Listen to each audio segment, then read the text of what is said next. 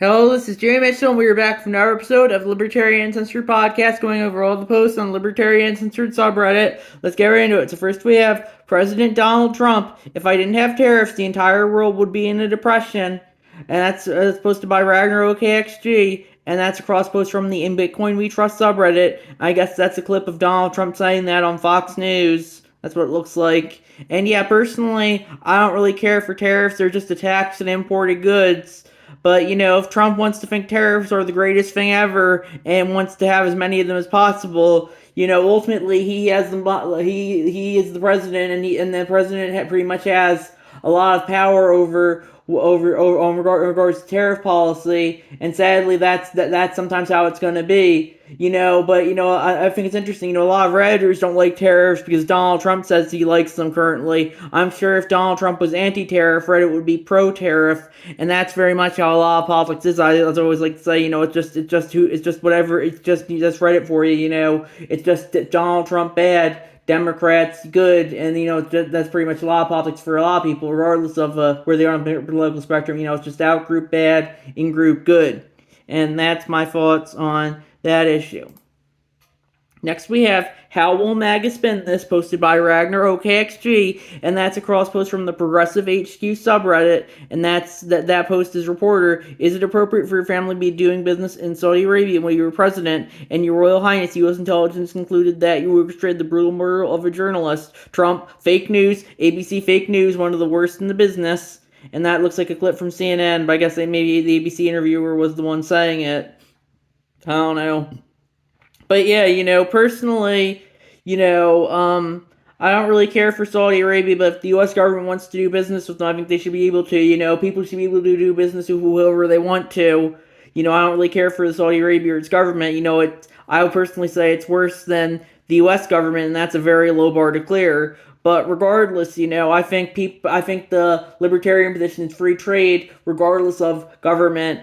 And yeah, if Trump wants to have his family doing business in Saudi Arabia while he's president, ultimately that's not him. And even if he wants to do business in Saudi Arabia while he's president, ultimately people are going to justify whatever they want to justify, and sometimes there's nothing you can do about it. And yeah, that's my thoughts on that issue.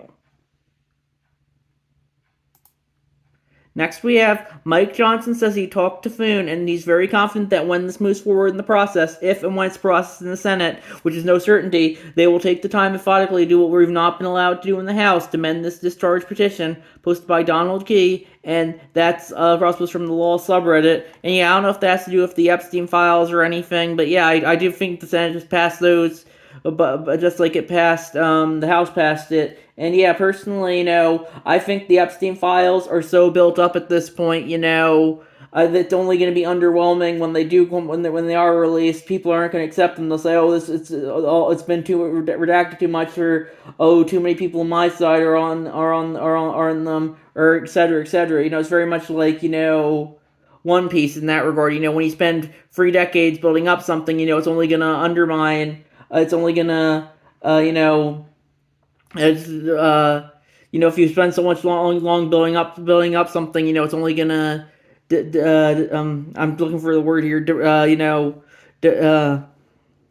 underwhelm when it does come out, and that's my thoughts on that issue. Next we have nearly 21,000 Charlotte Mecklenburg students absent from school on Monday, officials say, from WTBTV.com, posted by Dr. Who 07. And yeah, personally, I think the libertarian position is, kids should be going to school, preferably private school, because public schools are state indoctrination factories. You could argue that private schools are indoctrination factories as well, but at least they're not state run. But regardless, ultimately, if kids don't want to go to school and no one's forcing them to go to school, ultimately they can justify whatever they want to. If kids don't want to do school, if there's 21,000 students absent from school, sometimes that's how it's going to be sometimes. And yeah, personally, that's life. I think increasingly, kids can learn more on social media than they can, and the internet in general, than they can on learning from school. And then, increasingly, I think that should be the libertarian position: just get rid of all this collectivist schooling and just let people learn at their own pace, rather than I have collectivist schooling classes that will only serve to indoctrinate and propagandize children. And that's my thoughts on that issue. Next, we have this is the sole U.S. representative that votes not to release the Epstein files, and that's linked to the Wikipedia page of Clay Higgins, posted by Plasman 30, and they added he will not be getting reelected. And yeah, of the 428 representatives who voted, there was, I think, five drivers, or a couple others who didn't vote, but of the ones who voted, he was the only one who voted no. And yeah, personally, I disagree with his decision, but ultimately, I do think that's standing on principle. A lot of Republicans would have voted no if Trump said to, but Trump flipped his position at the last minute, so they all flipped too. And, I personally disagree with this guy, but at the very least, he was willing to stand by his principles. And that's my thoughts on that issue. Next, we have the corrupt billionaire-backed political machine in New York is attempted to set Mamdani for fail by creating a $4.7 billion budget deficit before changing hands, posted by Ragnarok KXG, and that's a cross post from the work reform subreddit. And yeah, personally, I don't really care for that, but ultimately, it's very much that the progressive worldview is they'll never have to take responsibility. It's always going to be whenever socialism fails, it's not real socialism, and it's already they're already putting that out for Mamdani here. It looks like they're saying, he had to start with a $4.7 billion budget deficit. Pretty much all the elected representatives have to start with a budget deficit these days. The economy hasn't been too great so far this century when it comes to the U.S. And compared to a lot of the world, the U.S. is doing good, but it's kind of the U.S. is still kind of in the shadow of the Great Recession, and national debt just keeps on increasing. So the budget deficits are to be expected, but of course Reddit, they're always going to make an excuse when their guy has to deal with them. And that's my thoughts on that issue. But when Trump does it, suddenly it's the worst thing ever. Trump has a huge budget deficit.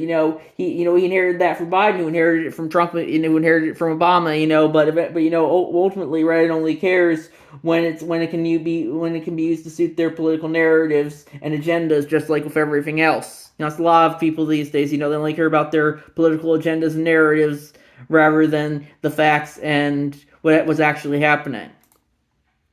Next, we have Thomas Massie. They're part of the cover-up. Speaker Johnson's press conference shows he's unrepentant. They have a backup plan, and I think it's going to work poorly, by the way. Posted by Donald Key, and that's a cross-post from the Law subreddit, and that looks like a clip of Thomas Massie on CNN saying, talking about the Epstein files. And yeah, as I said previously, the Epstein files, personally, I don't think, I think when they do come out, people aren't going to accept them. They're too built up at this point.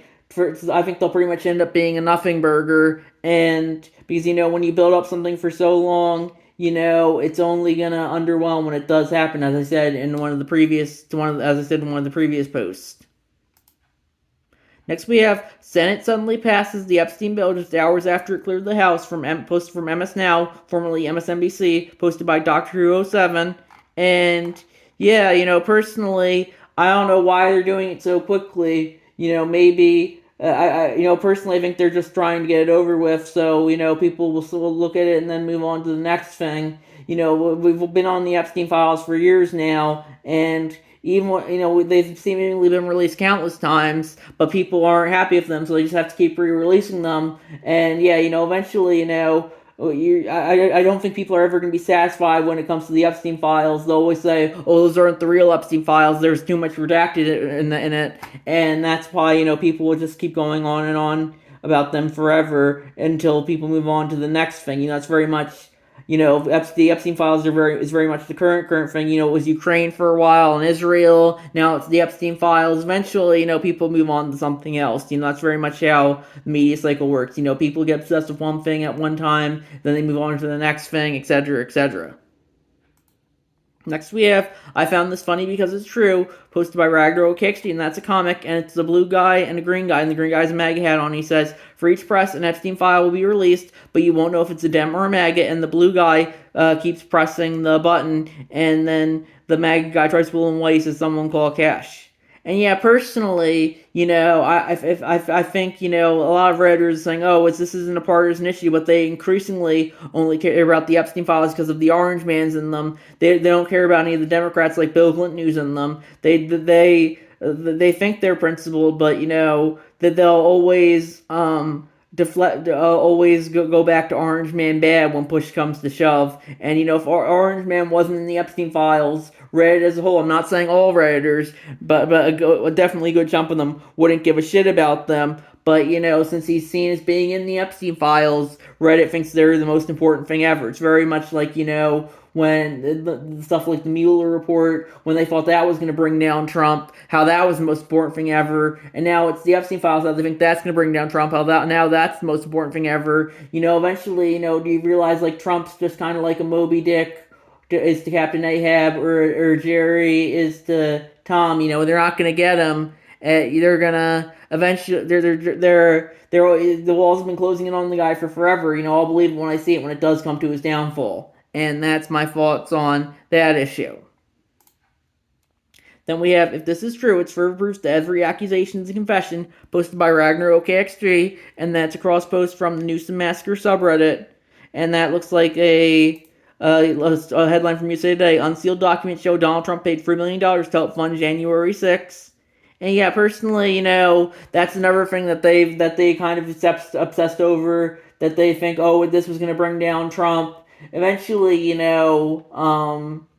think January 6th was mostly just a false flag. I think a lot of political violence in the U.S. is a false flag.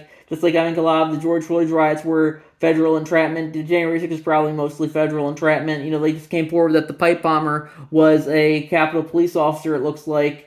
And it just goes to show you that, ultimately, Reddit thinks it's gonna get something of January 6th, but it's not. January 6th is come and gone. It's very much using it like 9/11 was back in the 2000s as a tool to push their agenda.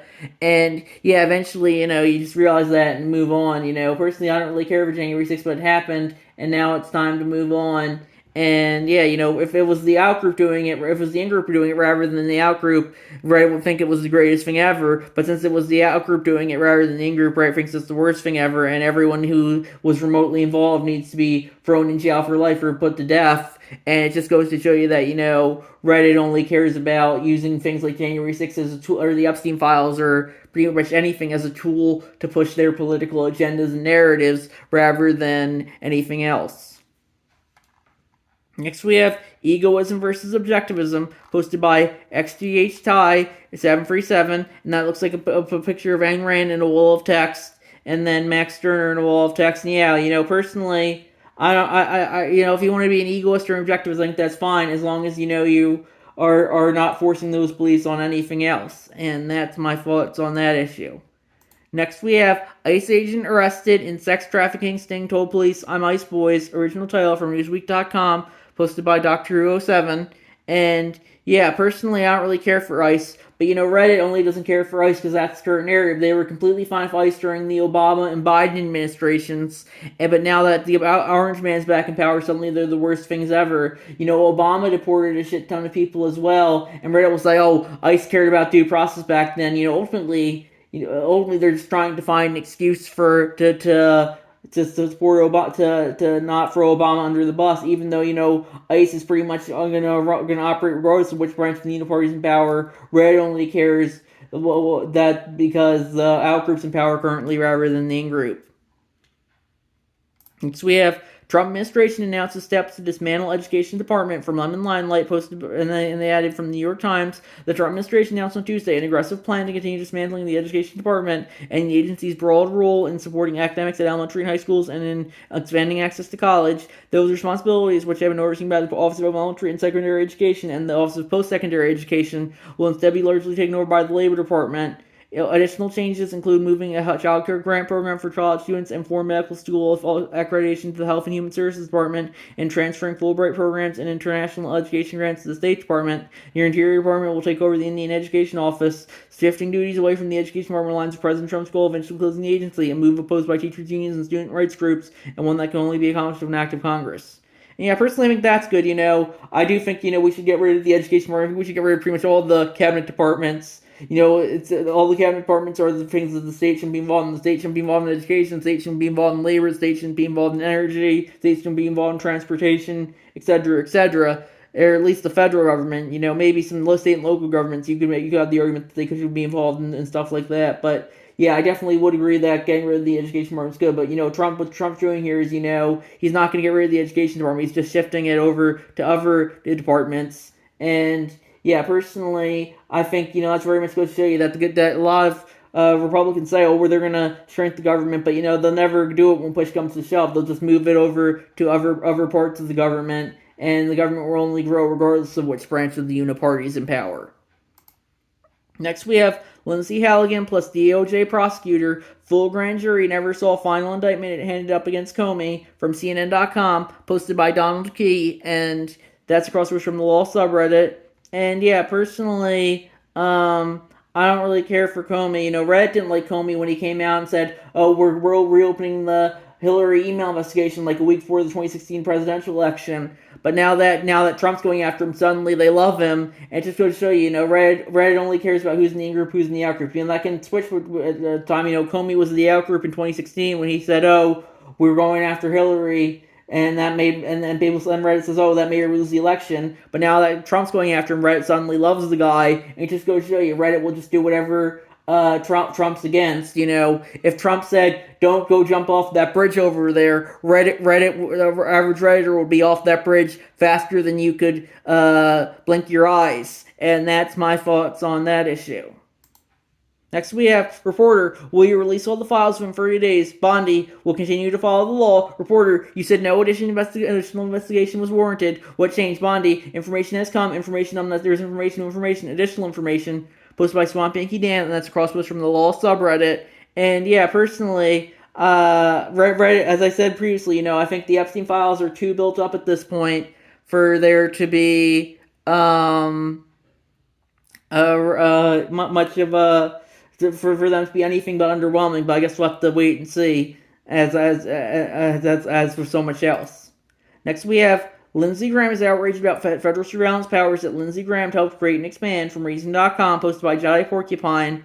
And yeah, it just goes to show you that a lot of politicians will say one thing and then vote the opposite. And this is a good example of that. Lindsey Graham's very much an example of the DC swamp when it comes to supporting the military-industrial complex and neoconservatives in general. But yet, Trump supports the guy because he's sucking his wiener. But Thomas Massie, who's arguably much more America First than MAGA, doesn't constantly bow down to Trump and kiss the ring. So Trump thinks he's the worst thing ever, and that's very much why I think Trump's become very much anti-MAGA, even though he might say otherwise. The MAGA America First movement is ultimately about getting out of foreign intervention and all that. But Trump, he makes it so it's just whatever he thinks whoever worships him the most is the highest in the movement. And that's why I think Trump needs to be after he goes. I think the MAGA America First will only go in a better direction that's more principled rather than just being a Donald Trump personality cult.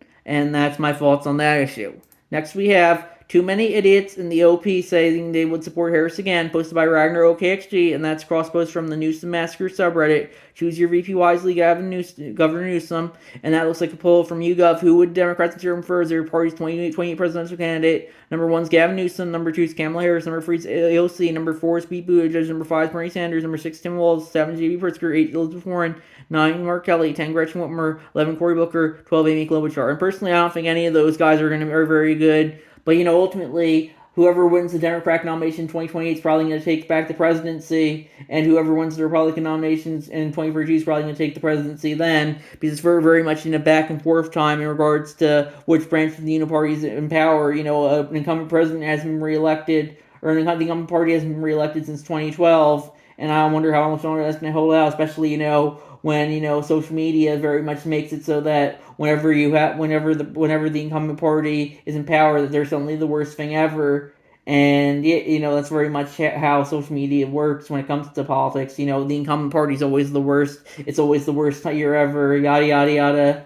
And personally, I don't think any of these guys are good. And if they do win, it's only because people are tired of after another term of Trump, rather than that people genuinely supporting them, and it just goes to show you that people would just vote with whoever has the right letter next to their name, rather than vote based on principle a lot of the time.